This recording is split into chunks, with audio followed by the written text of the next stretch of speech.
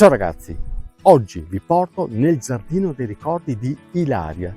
E chi è Ilaria? Ilaria è una giovane, una ragazza neolaureata in lettere che però, seguendo una passione di famiglia, ha deciso di destinare i campi della proprietà di famiglia per l'appunto al recupero di antiche varietà agricole, a partire anche dall'uva. Uva come questa, guardate che spettacolo, guardate che chicchi enormi. Qualcuno di voi sicuramente l'avrà già riconosciuto questo grappolo, che è inconfondibile soltanto da questo profumo. Un profumo che un tempo alleggiava, era presente in tutte le case contadine, perché un filare di questa vigna non mancava mai, o nei campi o addirittura sopra l'uscio di casa a mo' di pergole. Infatti partiamo proprio da qui, da quest'uva. Mamma mia, profumi di un tempo che Ilaria ha voluto riscoprire. Adesso non so se mi sbaglio, ma sento profumo di fragola. Non ti sbagli, però non sono le fragole coltivate, ma è una varietà di uva fragola. Questa è una varietà di smeraldina e ha i chicchi particolarmente grossi rispetto alla classica uva fragola, però ecco, il gusto è proprio quello tipico dell'uva fragola e quindi un'uva da ricordo. Ed è un'uva da tavola? È un'uva da tavola, con cui si può anche fare il vino, o anche le confetture o i succhi di frutta. Quindi voi coltivate questa particolare varietà che ormai si vede sempre più raramente in giro. Esattamente. Abbiamo una decina di piante e poi abbiamo invece dell'uva fragola normale e dell'uva fragola bianca, oltre ad altre varietà di uva antica e resistente. E l'obiettivo è quello di farle assaggiare proprio da tavola, da pasto. Esatto, sì. È una riscoperta questa, eh? Diciamo di sì, perché purtroppo queste varietà sul mercato per anni sono sparite. Adesso per fortuna c'è una nuova sensibilità, quindi stanno ritornando.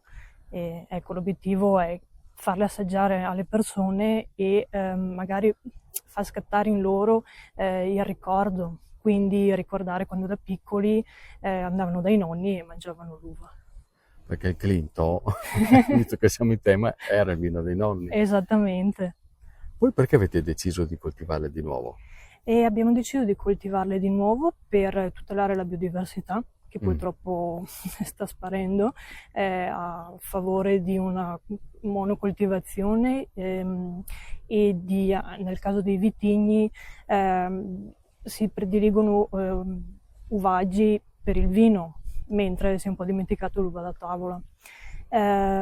E in più questo tipo di varietà di piante si adatta bene al sistema di coltivazione biologico, in quanto ci permette di fare meno trattamenti e di farli solo con i prodotti ammessi appunto nel biologico. Sono varietà molto resistenti queste. Esatto, sì, quindi hanno meno problemi per quanto riguarda tutte le malattie legate alla vite, come ad esempio botrite, oidio, piuttosto che peronospora o altre malattie. Questa varietà di uva si chiama Lidi, ha la particolarità di avere il grappolo un po' allungato e niente, è rosa di natura e ne abbiamo anche altre varietà.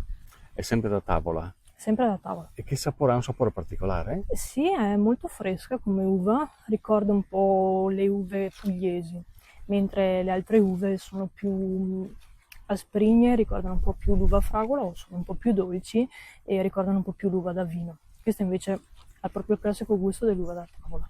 E invece abbiamo l'Elizabeth, è una varietà bianca, ha i chicchi molto piccoli, per la sua particolarità, e ha un sentore di moscato, quindi ha un gusto dolce, ma appunto ha delle note che ricordano un po' lo zibibo.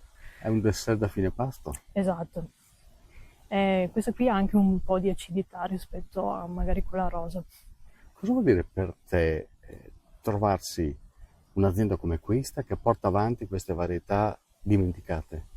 Beh, secondo me è importante appunto da un punto di vista culturale, perché altrimenti queste varietà andrebbero perse.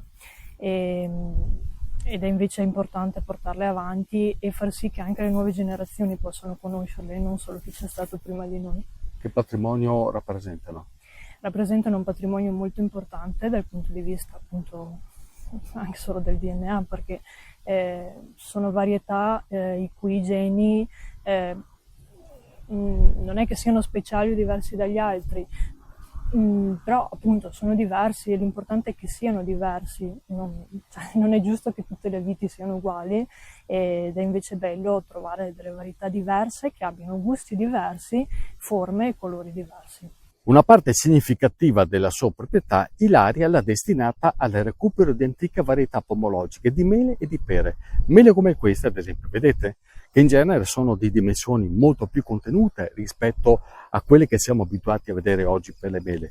E questo perché? Perché prima della selezione genetica questi erano i frutti, caratterizzati da una forte dolcezza, a volte un po' più aspri, e allora in quel caso venivano utilizzate soprattutto per la trasformazione, in particolar modo in mostarde. Ma si tratta di frutti veramente ricchi di cultura, perché queste mele hanno garantito la sopravvivenza di intere generazioni, ma anche di un patrimonio organolettico che difficilmente si riscontra nelle stesse quantità e proporzioni nelle mele di oggi. Ed è bello con lei, come ho fatto io, ad andare nel suo meleto ad ascoltare la voce di queste varietà, perché hanno veramente tanto da dire e spesso anche di molto curioso.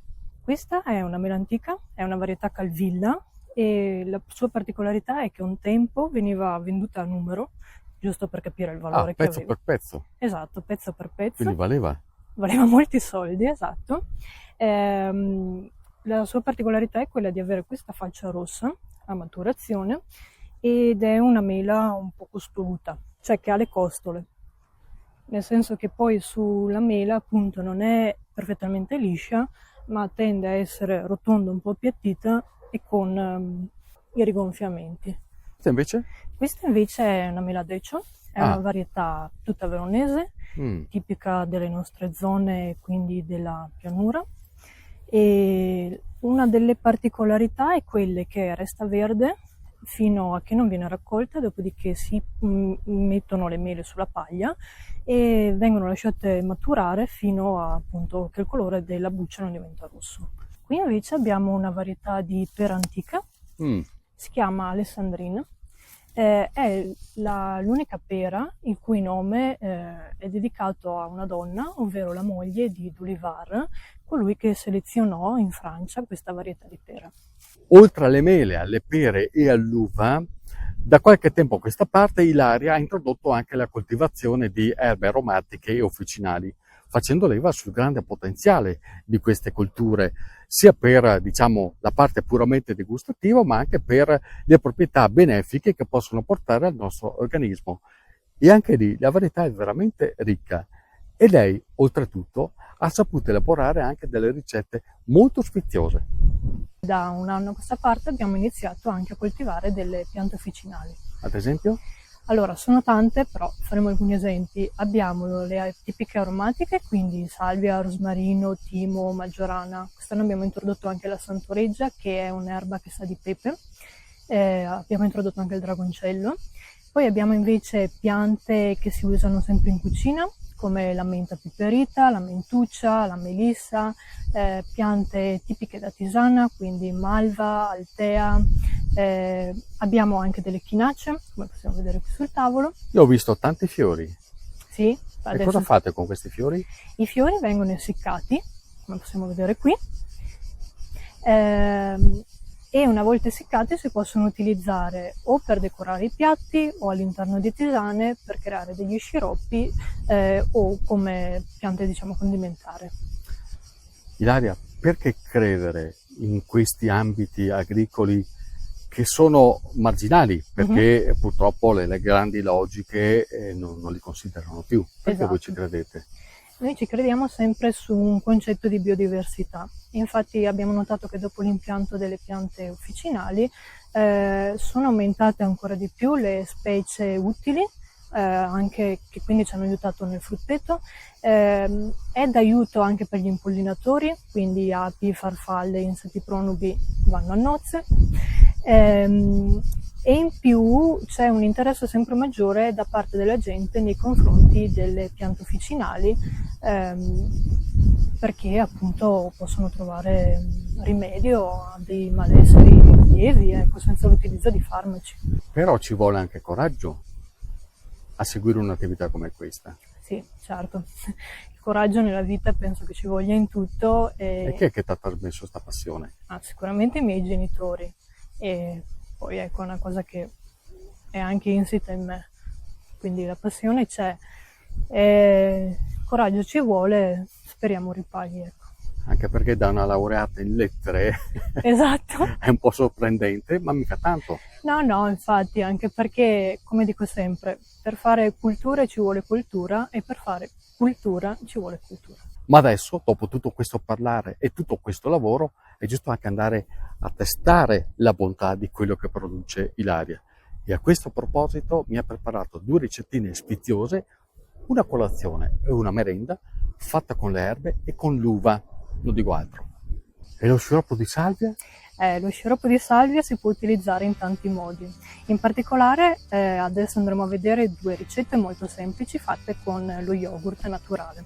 Nella prima abbiamo fatto una ricetta diciamo dolce, giusta per la colazione, abbiamo unito un po' di sciroppo di salvia, un paio di cucchiaini sono sufficienti, in una ciotola di yogurt bianco, a cui abbiamo aggiunto dei chicchi di uva che abbiamo appena raccolto e dei petali di calendula. Nella seconda ricetta invece partiamo dalla stessa base, quindi utilizziamo lo yogurt bianco con lo sciroppo di salvia. In questo caso abbiamo messo un 100 g di yogurt bianco e un 25 g circa di sciroppo di salvia, a cui si aggiunge un po' di sale, 2 grammi bastano.